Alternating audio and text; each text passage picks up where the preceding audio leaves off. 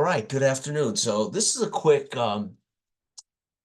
pseudo review of Dragonslayer. I have read through Dragonslayer today fully. And I want to just address the main topics. I've had a couple of comments on my last video, and I've also seen these comments posted on Dragonslayer's Drive-Thru RPG site. Chief among them is the price. And my answer to a couple of these questions that have come in from my last video, I would never tell people what's worth their money ever. You have to decide something's value, and you have to decide how important something is to you and whether you want to spend money on it. I can understand the frustration that many consumers would love to know a little more about it with a preview or just a little more about the game, I think. I don't know. I don't know the history. I found out there was a Kickstarter, so I'm assuming there was a lot there. I'm assuming that there are YouTube channels out there that support this product, and probably there may be YouTube channels out there that have covered this product pretty good. Pre-release, I have zero idea. I can tell you, if I just say to you, I purchased the D&D 5e books when they came out years ago. I had to get a player's handbook. I don't know how many pages, $35. I had to buy a Demon's Guide. I don't know how many pages, $35. I had to buy a Monster Manual. I don't know how many pages, $40. That's $135. I bought Symbaroum, just to give you an idea. The only game that sits in my room right now outside of Dark Age of Man, literally, Sword and Wizardry Continual Light is here on my bookshelf. Dark Age of Man proof books are here that I just moved. And then the only games in the house that aren't in storage, in my storage, are my Symbaroum books. And this book, although in my opinion complete, was $40, 40 something bucks. And then, but to get those extra monsters, another $35. So, $80 for these two hardback books. Both of these combined do not make 300 pages. So when I think about D&D 5e not giving you everything in one book at all, you have to buy 3 different books to get these things, and it costs you $120, not counting shipping and tax, depending on how you went about getting those books. So when I see a 200-page, independently produced OSR of this quality, I would say writing, rules, dedication to completeness, and the artists and the art produced for the book, $80 is actually, to me, not crazy, because it's complete, everything in the book.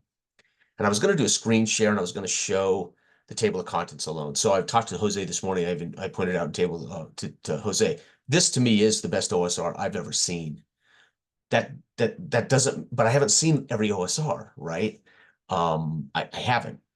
But right now, the PDF is the best OSR I've seen. And part of that, I mean, the table of contents, this is absolutely complete, and it covers everything. It is a BX. It is exactly how it's described. It is a basic expert retro clone with an AD&D chrome finish, right? This is a 68 Camaro with chrome, right? I mean, it's in the AD&D chrome finish are races, classes, and some spells, basically. Outside of that, it is really BX, right? And it's, again, everything, including a random dungeon generator, which is phenomenal. Random charts for what's in those dungeon rooms, random charts for what you might find in a treasure chest, random charts. It's loaded with stuff that I wouldn't even expect to come in a base OSR. It's the kind of thing I would expect to see in an add-on game, like a GM's guide or a dungeon guide. So I could sit here and try to break the game down. And I will tell you this: if you love Advanced Labyrinth lore, you love OSE, it's like anything else. Do you need a new car if you're happy with the one you have? Do you need a new game if you're happy with the one you have? So I would argue, again, I would never tell people what's worth it, what to spend your money on. I would say you have to decide what value is, and I can't possibly tell people that. There's no doubt when I saw the price originally. Even I had a little bit of, I was like, oh, that's whoa. And, you know, because it's not normal. But today, in reading the 300 pages and looking at how well certain things are done, and I could get into the details here. For instance, um, uh, how do I say this? This is one of the things I pointed out to Jose this morning in our private chat about it in Discord. Uh, he has what's called fast packs. So you don't have to outfit, you don't have to go to the equipment list and buy all the pieces you want, right? You roll up your gold, and every class has 3 fast pack choices, and they have an amount of money they cost. They have like a pack that's like 150 gold. They have a pack that's like 75 gold. And they have a pack that's like 100 gold. And if you have the gold, you can just grab one of those packs, and the pack comes with your armor setup, your weapons. It comes with the gear you're carrying, how many torches you're carrying, rope and whatever your fast pack is. So when you're setting up you roll up your character, you pick your race, you pick your class, and then you go right to the fast pack, grab the one that you want or the one that fits your budget. You jot all that down, and you're ready to play. And here's one of those subtle things that, to me, it's not always what your book says, it's how your book says it. In that fast pack, it says chainmail and shield, in parentheses, AC 5 or whatever it is. And then it says broadsword, in parentheses, 1d8 plus 1. It tells you what the rules are for the weapons in the fast pack. He didn't have to do that. He could have just said chainmail and shield, comma, bastard sword, comma, torches, 8, comma, water skin, comma, 7 days of food, comma, iron stakes and a hammer, comma. But he actually tells you what your AC and shield is, or what the, so you don't have to then go hunt down the equipment table and say, what is my broadsword's damage? Right? Oh, there it is. Which is no big deal. We've done it. We all done it. Every game we've ever played, we're looking at those equipment lists anyway, right? It's part of the joy of flipping through the book. Dude, let's look at the weapons. Let's look at the armor. The other thing, and I may be a little off here. I'm not looking at the book. I think every single monster has its own art. And I guess I could pull it up. I don't know how many monsters are in the book, but it covers every monster plus monsters I would never expect. And if I remember right, every single monster with its block and its description has its own image, its own art. Those are things that it's a quality. It's a level of quality that's phenomenal. Black and white, it's black and white illustration. I have zero problem with the book not being a color art book. The cover is color, and that does affect, as somebody, we produced our own book, right? We knew that we could either have a black and white cover or a color cover, right? So the cover is kind of a big thing because you set that aside separately than the book. So the cover that's produced for the book is actually a separate file that has to be submitted. And that cover, that is solely separate for the actual manufacturer. And so it prints a particular way, and it has to have color scales and all that stuff. So it is color. It's technically color in that sense.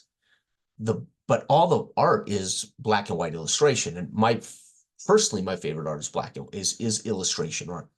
So there is no reason to need color in a book where everything is black and white illustration. So I'm okay with that. But it's the thoroughness. And as a veteran who's been playing since I've been playing seriously since I was 10 years old, and I have been using my own homebrews or my own tweaks. Literally, there has not been a game, basically, in my OSR life, other than the last 3 or 4 years, that I didn't use homebrew tweaks. Only in the last 3 or 4 years, when I run OSR games, when I try to run them rules as written, best you can. It's nigh impossible, because players do things that aren't covered in the rules, and you've got to come up with a way to adjudicate that. Therefore, that is a tweak. Instead of saying, no, can't do it, ain't the rules, can't do it, you always say, okay, I think that's a 1 in 4 chance on the D8, or that's a 50% chance, whatever. Roll the dice. Or, hey, make a strength check and under, right? Or roll 1d4 and subtract your strength score from it. And if whatever. Any way you might make up a way for them to decide the fate of a thing that you don't want to adjudicate. All of the things that the sum total of his history, Greg's history, and again, I don't know him personally. I don't know anything about him other than his previous work, which has all been fantastic. The sum total of his career the tweaks he's made to the game all are tweaks that I agree with and that I recognize and that I respect. So it really does feel like a veteran GM. I would say Matt Finch is another fine example. Sword and Wizardry, right? So I would say Matt Finch's Sword and Wizardry, at least the Sword and Wizardry book I owned complete. I owned the version that was done. All the art in the book was done by women. What version is that? I can't remember which version they call that, but I own Sword and Wizardry, where the cover and all the art in the book was penned by a female artist.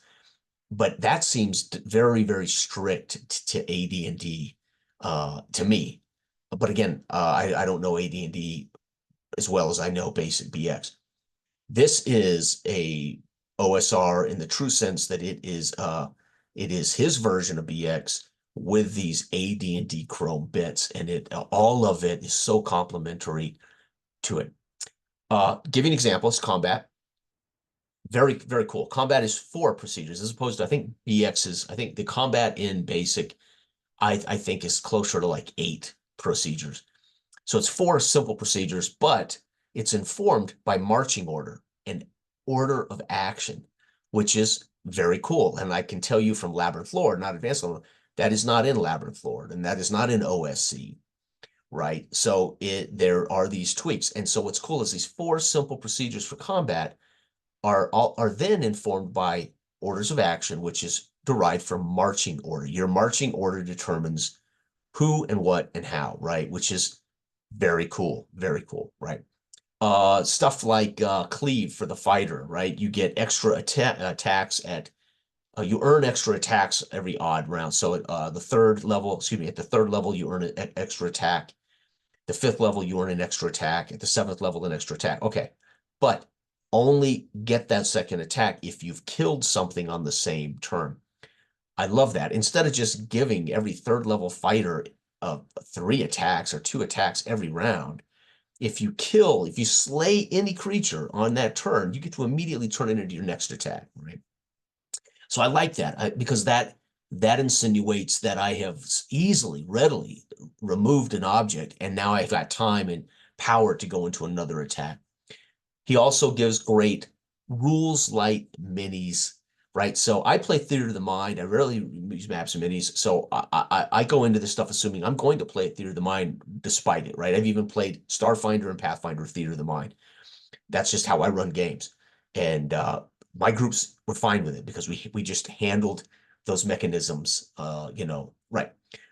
So for this to then provide a simple kind of rules light maps and minis look at combat is genius. He simplifies what minis, how the rules were going to work for minis, right? Simplifies it. All the nonsense you see in a Pathfinder guide of how to conduct minis play and minis combat. He rule lights that stuff down. He dampens that down.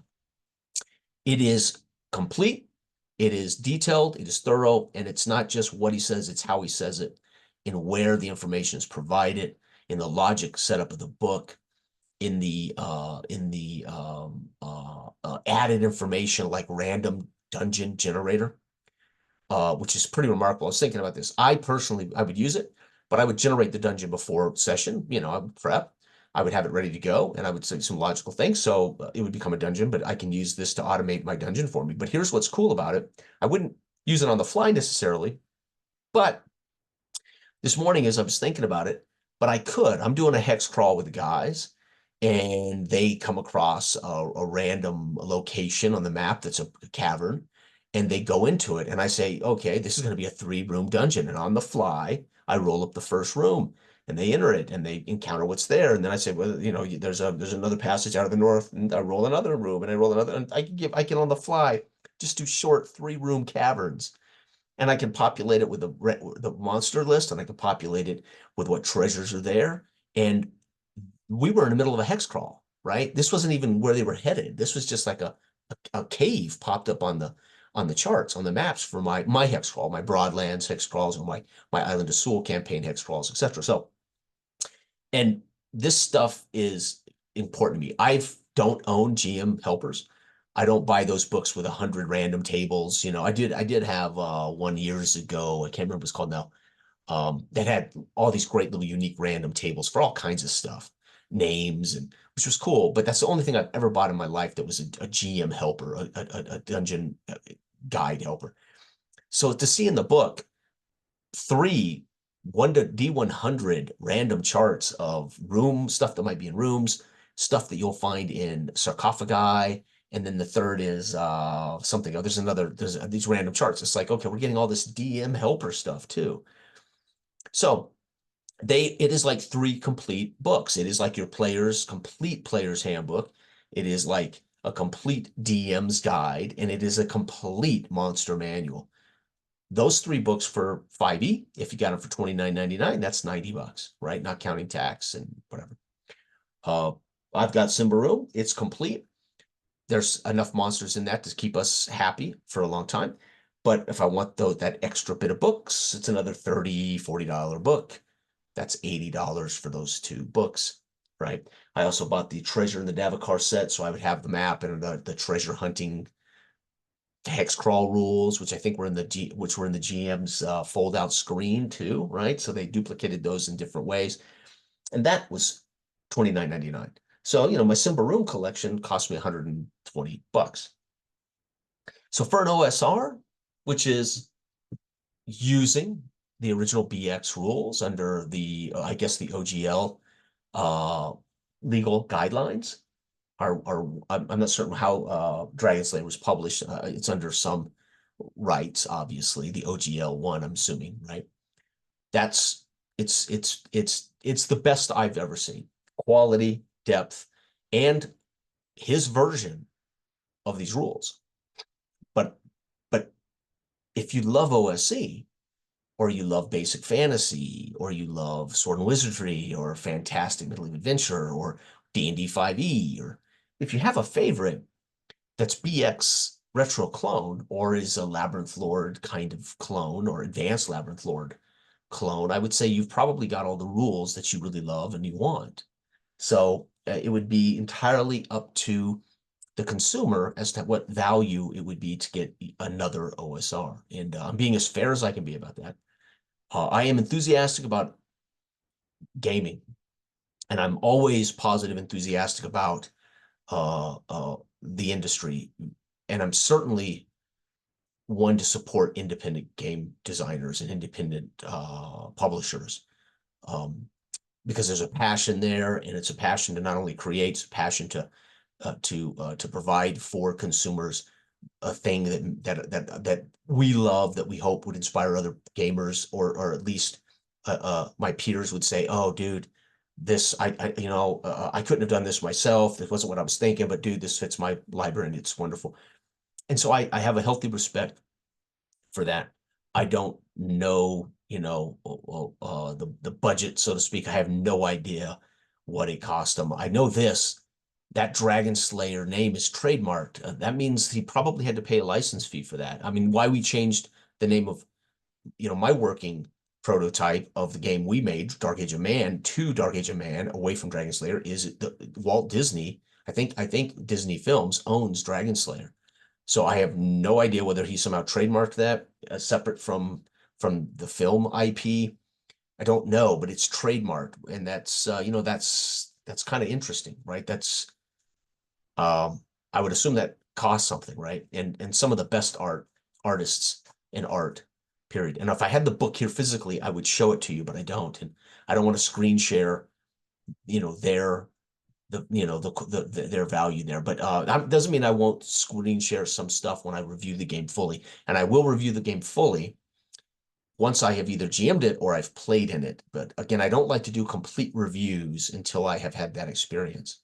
But I can tell you, it's the best I've seen. And I have not seen Hyboria, right? I was talking to Jose this morning that I know Hyboria is brilliant, but I've never seen it, so I can't speak to it. But I bet it's in the same quality class as Hyboria, right? There are other OSRs, I'm sure. I can't think right now. I guess DCC, Dungeon Crawl Classics, I would argue. Now Dungeon Crawl Classics is clearly a more unique version. It's not really a BX clone or an AD&D clone, but in a way. And I think Dungeon Crawl Classics we're talking about epic OSRs that have great art, great ideas, right? I love Adventures in the East, Mark. I've talked about that before. Jose this morning mentioned that's one of his favorites, and this rivals that for him, as well. And this is a little more thorough. There's nothing missing from Adventures in the East. Mark's got a few things that I think came out in a second set that I've never seen. I've never had a chance to see in English. So stuff that probably I was looking for in the first volume in English that isn't in those books. It was in the second. I think they put out like a basic set. They had a basic set and then they had like an advanced set, which I never saw, at least in English. And this is complete. There's nothing missing. Everything's covered. And something as simple as his fast packs, where you can grab that pack with, and that's literally all your gear. It's all your inventory. It's your armor. It's your weapons. And they're per class. You don't have to worry about buying a pack that has armor in it that your thief can't wear, because the thief has his own 3 packs. They all have a price on them. You just buy the pack and you're good to go, man. You're outfitted. Your character's made like that. And we're rolling, man. We are gaming. And the fact that it puts your AC and your damage there, so I'm not hunting and pecking for those things. I can sit down at the table, tell people, hey, roll up your character and talk them through the classes, talk them through the races, and then the pack. Or I can just hand out handouts with this information on it, and they're ready to go, right? A pre-maze or whatever. So it's for me, it's up there, right? I have had a lot. I think probably the most, I would say the other one that I would compare this to, minus this encumbrance rules, which I think were brilliant in that game, and the siege mechanic, that is Castles and Crusades. And again, another game where you can buy the player's handbook for $30, the DM's guide for $30 or $40, whatever it is, and the monsters. So Castles and Crusades, same thing. It's 3 books for $35. That's $120. But you don't have to. So I'm not the GM. I don't need the GM's guide. I don't need the monster manual. I just need the player's book, and I get that. I would hope maybe Dragonslayer will eventually put out like a paperback player's handbook. That would be cool, right? For them to take that information and just make a paperback player's handbook that people could order for $19.99 or whatever, or they could get the PDF player's handbook for $19.99 or something like that. That would be a very cool thing to offer consumers, right? A player's handbook. So they don't have to have the GM information. They don't have to have the monster information. But much of the player's handbook involves this spell lists, which take up a ton of room. So we all know that part of why these books get big are this list of spells. Dark Age of Man is 90 pages, and we have no spells, right? So imagine if we had tried to identify all the spells and miracles that could be of use to our characters in our book. Our book would have grown to 120, 140 pages probably, right? If we had attempted to do something like that. So because our game defines magic differently, we don't have to worry about spell lists. And that goes to show you how big our game would have got if we had just done kind of traditional spell lists, or magic lists, or whatever you want to call them. The treasure list is epic. It is thorough and it is epic. So that's all I'll say about it. And again, I won't show off the book right now. Maybe when I come back and do a full review, I'll do some screen grabs so people can kind of see what I'm referencing. But I really am never one to tell people you should buy something or you should spend your money on it. I can't help what something costs. It's like saying the Ferrari is an amazing car. I'm not going to be ashamed to talk about the Ferrari because it's $200,000 or $300,000. It's an amazing car. We can talk about it. I'm not suggesting that you should buy one, right? So I hope people understand that. And I've shared games that are free with this kind of enthusiasm. I've shared games that you can get for $5, like fantastic medieval adventure game, which I own, I think 4 copies of that. That was so cheap. I bought a couple of copies originally, and then I lost a copy, and then I bought 2 or 3 copies to hand out at the table of my local groups. They all had a copy they were $5. So fantastic medieval adventure game to me is complete. It has everything in it that you need for $4.99 from Amazon. Beautiful little digest paperback. Perfect. It's one of my all-time favorite OSRs. So, it's also a matter of value. You got to ask yourself, well, what can I get for $80? Well, a lot, right? So, the first thing I said when I saw it was, wow, it must be 600 pages. And then I read, well, compared to Baldur's Gate for the PlayStation 5, for me to order Baldur's Gate on hard copy, I have to order it directly from Larian Studios. It's going to cost me $100, $80 for the package, $20 to ship it to me for a video game that I may hate. I've never played it. I like role-playing games on consoles, but the reality is that's a $100 gamble that I might get bored with it in 10 minutes, or I might hate D&D 5e on that level. I don't know. I'm sure it's a masterpiece, but that's $100 for a video game. New retail video games are $75 with tax now. And most of those are shit. Pardon me for saying so, but they're shit. So it's all about value. You got to decide what something's worth to you. So, but I will say this, for a complete product that is missing nothing you would ever need, it's equal to 3 books for Dungeons & Dragons 5e. It's equal to 3 books for Castles and Crusades. Look those up, add them up, what they would cost with tax and delivery, or your local friendly store, and you'll find out what you're really paying for all of that data. And I appreciate getting everything in one book. I wish D&D 5e had just put out one epic tome and charged me $68.9 for it, but they didn't. And I know why, because they know they're trying to they're trying to make sure players don't pay for what they don't need. So it makes sense to me. Makes total sense to me. And it would be wise of them to think about a player's handbook, right? That would be very smart for them, right? The DM buys the big boy, the players buy only what they need. Plenty of races. Well, you've seen the races in the video I did. I think there's 8. And classes: assassins, druids, illusionists, magic users, paladins, monk. There is no bard, which I'm okay with. Don't need a bard. I really don't need assassin. I like the thief. I'm not big on assassins. I'm not big on the paladin, not because I don't think it's a legitimate fantasy trope, but because I have never read any literature that features a paladin, right? It's foreign to me. The paladin feels like the Canadian Mountie, right? It just feels like that guy that's kind of perfect suit, perfect image, and expects the world to bend to his will, right? So I don't understand the paladin because I don't have any literary reference to the paladin, right? Cleric is my zealot, so to speak. So again, I'm not knocking. I'm saying there are things that, to me, that's extraneous, don't need, but it's in this, right? Paladin's in this, assassins in this, monks in this, druid, ranger is brilliant, a fighter, all the things. And we get Cyclops Man, which I think is sweet as hell. I've made a Cyclops character already today, and it's fantastic. So, all right, that's it. That's my review. Take it or leave it. Yes, I'm enthusiastic. Yes, I'm a positive guy. And I'm just positive and passionate about the hobby, and I'm certainly passionate about OSRs, have always been. I have not purchased an OSR in years. It's probably been 4 years since I've purchased any OSR. So this is the first OSR I have bought in 4 years, 5 years.